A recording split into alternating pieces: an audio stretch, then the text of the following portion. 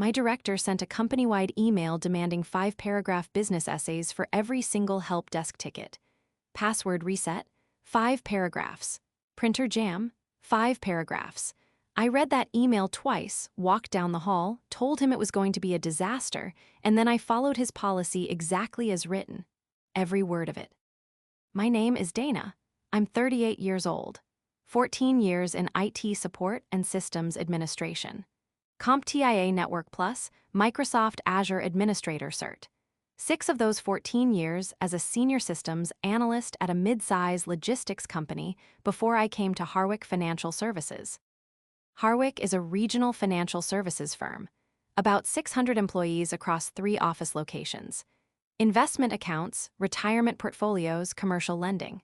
The IT department is 8 people, 1 director, 2 systems admins, 3 help desk technicians, 1 network engineer, and me, the lead systems analyst. We process roughly 220 help desk tickets a week. That climbs to around 300 during quarter-end reporting cycles. Most of these are not complicated. A password reset, a printer offline, a VPN client not connecting, a monitor flickering, Outlook not syncing, 5 to 15-minute fixes. The whole point of a help desk at a financial services firm is speed, because traders and loan officers and compliance staff are on the clock every single minute. The director who blew all of that up was a man named Keith. Keith had been at Harwick for 8 months. He came from a manufacturing company where it was a much smaller, much slower operation. He had an MBA, 0 technical certifications, and a management philosophy that seemed to consist entirely of generating paper trails to protect himself. He had already reassigned 2 of my projects without explanation.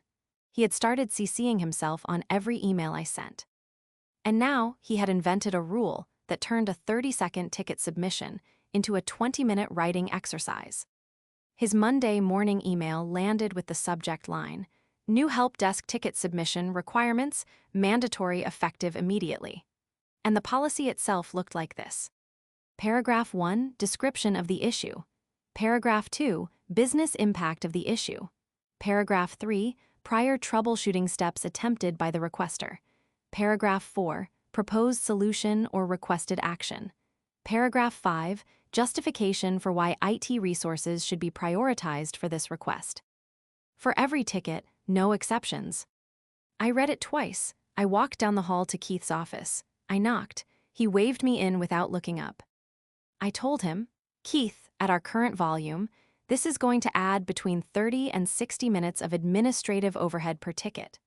We're looking at potentially 110 hours of lost productivity per week, just on the submission side, before we even start doing any work." He looked up. He said, "Dana, the problem is accountability. People submit vague tickets and we waste time going back and forth. This solves that." I told him we had a callback protocol for vague tickets. It took 2 minutes. Completely different problem. He said, "I've made the decision. The policy stands." I asked if I could get that confirmed in writing. He pointed to the email he'd already sent, said that was my documentation. I said, "Perfect. I'll make sure we implement it exactly as written." He nodded like I'd just agreed with him. I walked back to my desk, forwarded his email to my personal folder, printed a copy, dated it, and put it in a physical file in my desk drawer. Then I pulled the 3 help desk techs, Marcus, Priya, and Joel, into the small conference room. I told them, "We are following this policy exactly as written. Every ticket, every paragraph, no exceptions, no shortcuts. Document everything. Response times, ticket counts, user complaints, escalations, timestamps on everything." Marcus looked at me like I'd lost my mind. Priya just nodded slowly. Joel said, oh no." I said, "Oh yes." We started Monday afternoon. By 3 p.m., we had received 41 ticket submissions. Under the old system, a ticket came in, got triaged in about 90 seconds, and got assigned. Under the new system, the team had to read the 5 paragraphs first, assuming the user had actually written them, and verify they were complete before the ticket could even be accepted. If they weren't complete, the ticket got kicked back with a request for more information. 31 of those 41 Monday afternoon tickets got kicked back immediately because users hadn't read Keith's email yet. They had just submitted tickets the old way. So Marcus, Priya and Joel spent that afternoon writing rejection notices explaining the new 5-paragraph requirement. That is not time they were spending fixing anything. I set up a shared tracking log, a simple Excel file only the 4 of us had access. Timestamp in, timestamp of acceptance or rejection, time spent on administrative processing, time spent on the actual fix, any user complaints. By end of day Monday, we had closed 9 tickets. A normal Monday afternoon, we would have closed 30 to 35. Tuesday morning was a disaster. Users who had been rejected the previous afternoon had now written their 5 paragraphs, or tried to. Some of them were genuinely giving it a real shot. Margaret from accounting wrote a very sincere 5-paragraph justification for why her keyboard's spacebar was sticking. She cited business impact as inability to compose client correspondence in a timely manner. Fair enough, Margaret. But reading and processing Margaret's 240-word essay about her spacebar took Priya 4 minutes before she could even assign the ticket. The fix was a can of compressed air and 45 seconds of actual work. Other users were less patient. Tom from commercial lending called the help desk directly, bypassing the ticket system entirely, and spent 15 minutes on the phone with Joel, furious, because his VPN wasn't working and he had a client call in 20 minutes. Joel could not touch his ticket without a 5-paragraph submission. Tom eventually submitted an essay that was the same sentence written 5 slightly different ways. My VPN is broken. This is a business problem. I have tried turning it off and on. Please fix it. This is urgent. Joel accepted it because technically it was 5 paragraphs and flagged it in the log. I logged Tom's call. Time, 9:23 a.m. Duration, 15 minutes. Ticket unprocessable for the first 14 of those minutes due to policy requirements. Possible client call impact. All of it went into the file. By Tuesday afternoon, word had spread through the office that it was now requiring essays. 3 different people stopped me in the hallway to ask if it was real. I told them yes, it was real. It was the new policy from our director. I kept my face completely neutral every single time. Tuesday closed at 37 completed tickets. A normal Tuesday, we'd close around 50. We were running at 70% of normal output, and it was only going to get worse because the backlog was already building. Wednesday was when the real damage started. A financial advisor named Robert manages about 120 high-net-worth client accounts. His workstation started throwing a driver error Wednesday morning that caused his portfolio management software to crash every 45 minutes. Under the old system, Marcus would have been at Robert's desk within 20 minutes, and the whole thing would have been resolved in under an hour. Instead, Robert spent 40 minutes writing his 5-paragraph ticket. His paragraph 5 justification for IT prioritization read, I manage $47 million in client assets and cannot do my job. Please help. The ticket came in at 8:52 a.m. Marcus accepted it at 9:07 a.m. after reading and verifying all 5 paragraphs. Marcus got to Robert's desk at 9:19 a.m. The driver issue required a registry edit and a software reinstall. Fixed at 11:40 a.m. Robert lost roughly 2.5 hours on his most productive morning of the week. He had a client rebalancing scheduled for 10 a.m. that he had to reschedule. The client was not happy. I learned this indirectly from Robert himself when he told the story to everyone in earshot in the break room. I logged it. Pre-policy estimated resolution time, by 9:45 a.m. at the latest. Actual resolution, 11:40 a.m. 1 rescheduled client meeting. Thursday brought a network issue. A switch in the second-floor server closet started dropping packets, causing slowdowns for the entire East Wing, about 60 employees, including the compliance team. This was not a user request. It was something our network engineer Chris caught on his monitoring dashboard. But Keith had written all help desk tickets, and when Chris tried to log the network incident as a work order, Keith's 5-paragraph template was the only option available. Keith had already instructed the ticketing software vendor to make the template mandatory for all new entries. Chris was not a user asking for help. He was the network engineer logging his own active response to an ongoing failure, and he still had to write 5 paragraphs. Chris called me. He said, Dana, I have an active network degradation event, and I have to write a business justification for why I should be allowed to fix it. I told him to write the 5 paragraphs and document everything. Chris spent 11 minutes on the ticket. He logged into the patch panel during that time, so some diagnostic work happened in parallel. But those 11 minutes were 11 minutes he wasn't fully focused on the fix. The network issue affected the compliance team for 47 minutes longer than it needed to because of the administrative delay. I noted in the log that compliance is a regulated function at a financial services firm, and delays to compliance operations are exactly the kind of thing that draws attention from oversight bodies. End of week 1, I put together a full summary. 214 tickets opened. 156 closed. Under normal operations, we would have closed all 214 plus worked through about 20 from prior backlog. We were sitting on a 58-ticket backlog going into the weekend. Staff hours spent on ticket administration, reading submissions, sending rejections, logging completeness reviews, approximately 31 hours across the 3 techs. Under the old system, that same administrative overhead would have been about 4 hours total for the week. User complaints to the IT department directly, 22 documented. 2 of those were from directors of other departments. I emailed that summary to myself with a clear subject line. I added it to the file. Week 2 got worse. Quarter end was coming. Harwick's quarter end reporting cycle runs the last 2 weeks of March. Ticket volume goes up about 40% because people are running large reports, exporting massive data files, and hammering the systems harder than usual. Some of that creates genuine technical problems. All of it creates urgency. By the 2nd week of March, our backlog had grown to 112 open tickets. Marcus came to me privately and said he and Priya and Joel were exhausted. They were spending the first 2 hours of every morning just processing overnight submissions, checking whether all 5 paragraphs were present and sufficiently detailed, sending back the ones that weren't. 2 hours of 3 people's time every single morning before a single fix got made. 6 person-hours a day, 30 a week just on intake. I told them to keep logging everything. The escalations were picking up. Sandra from Compliance and Greg from Commercial Lending had both sent emails to Keith directly. Both of them CC'd me.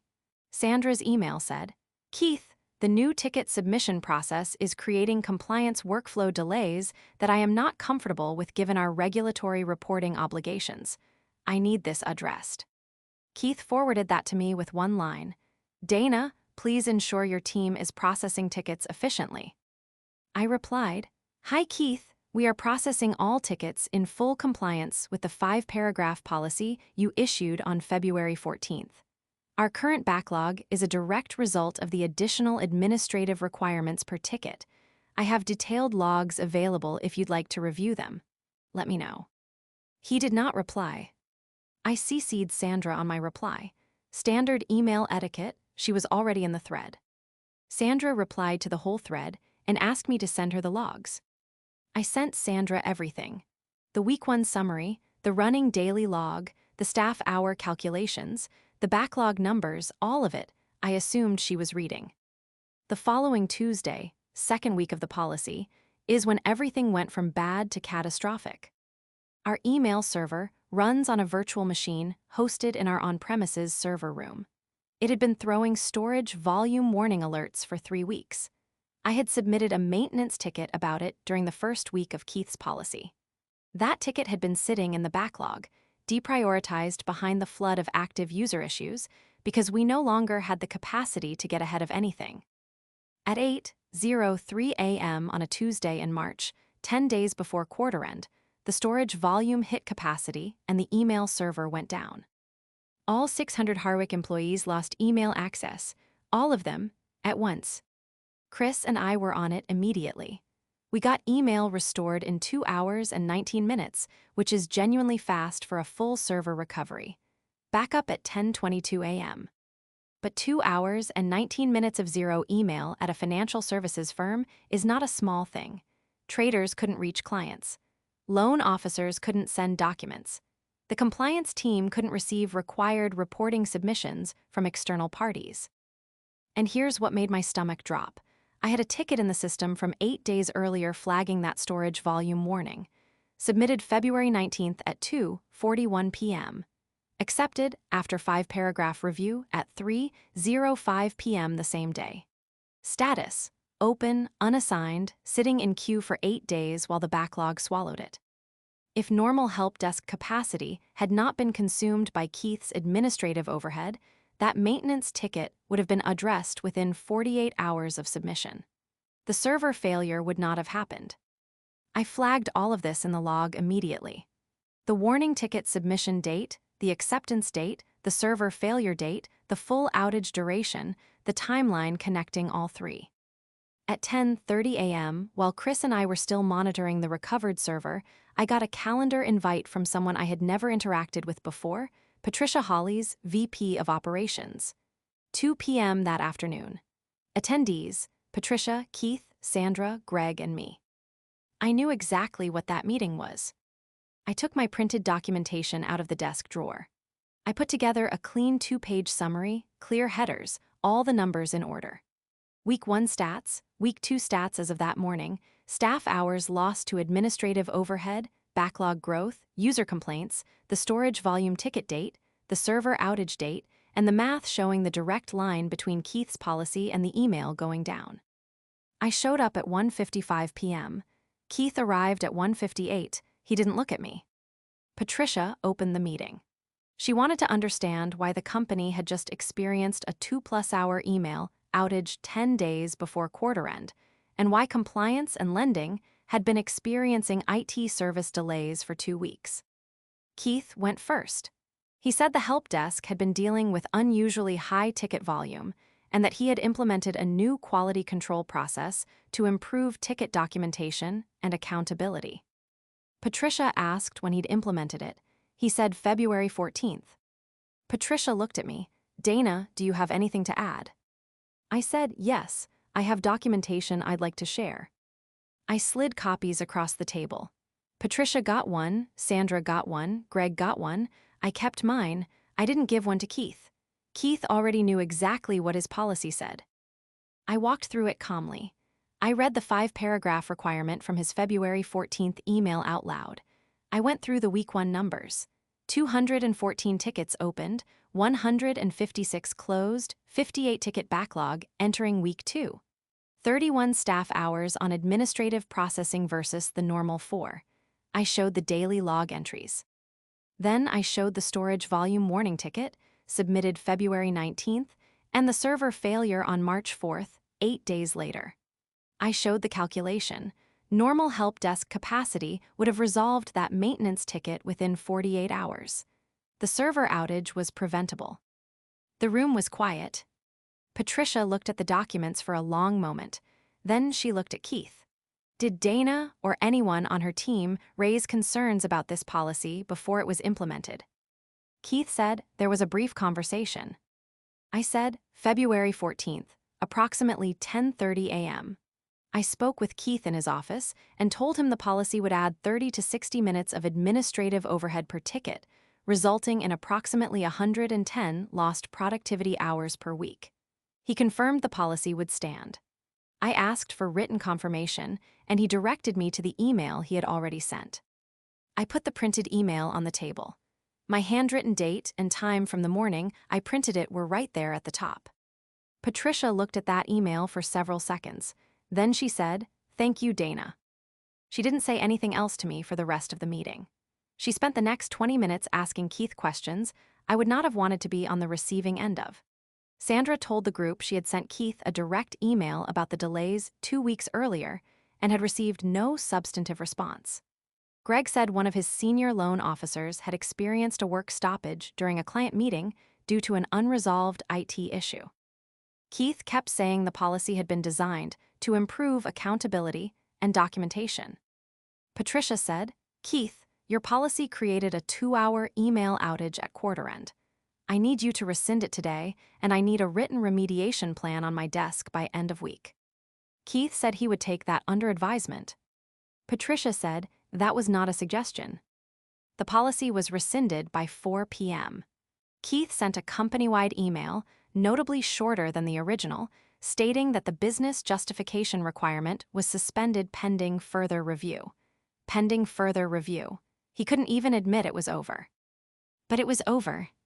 The following Monday, I got a calendar invite from Patricia Hollies for a one-on-one. No subject line. I figured it could go one of two ways. Patricia's office is on the 4th floor. She had a coffee and a yellow legal pad, and she got right to it. She said she'd reviewed my documentation over the weekend. She said it was thorough, accurate, and had clearly been maintained in real time rather than assembled after the fact. She asked why I hadn't escalated to her directly instead of just complying with the policy. Fair question. I told her. I had raised the concern with Keith directly and in person on day one. He had the authority to set department policy.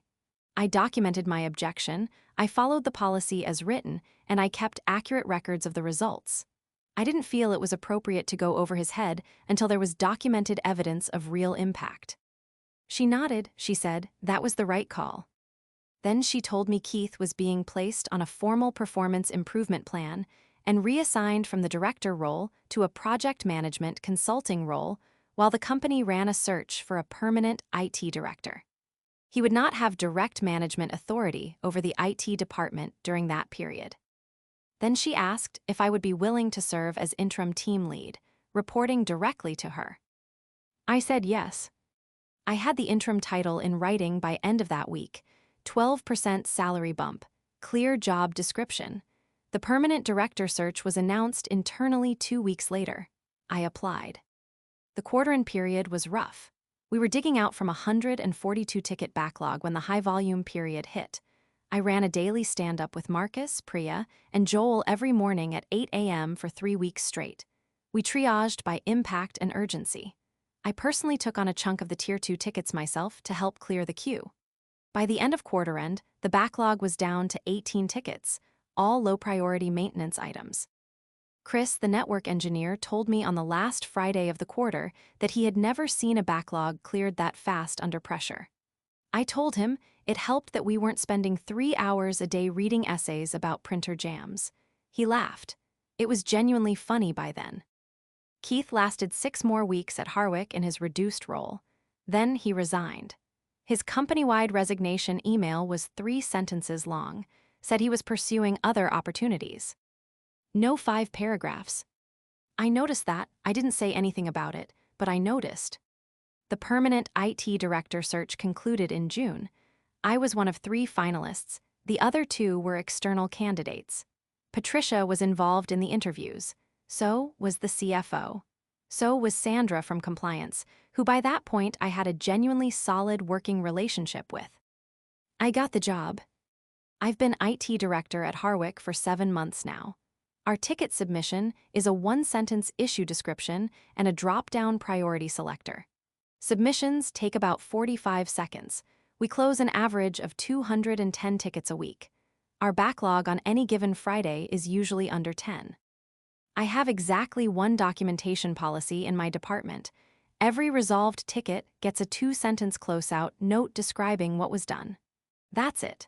The point is to build a knowledge base for common issues, not to create paperwork for its own sake. Marcus got promoted to help desk lead. Priya just passed her CompTIA, a plus exam. Joel asked me to write him a reference letter for a grad school application, and I was genuinely happy to do it. I think about Keith occasionally. Not with anger, that passed a while ago. Mostly I think about how certain he was on February 14th that I was just being difficult. How sure he was that his policy made sense because it looked good on paper. He never asked a single person who actually does the work whether it would work in practice. He just decided. And then he was too proud to hear that he was wrong. I still have his original 5-paragraph policy email. It's framed on my office wall. Maybe a little petty. Mostly it's a reminder. A reminder that the people doing the work every day know things that don't show up on a spreadsheet or an org chart. And that when you ignore those people, the work will eventually show you exactly what they meant. I kept every document, every log, every timestamp, every ticket. I always do. So, would you have gone over his head sooner, or would you have followed the policy to the letter the way I did? Drop your answer in the comments.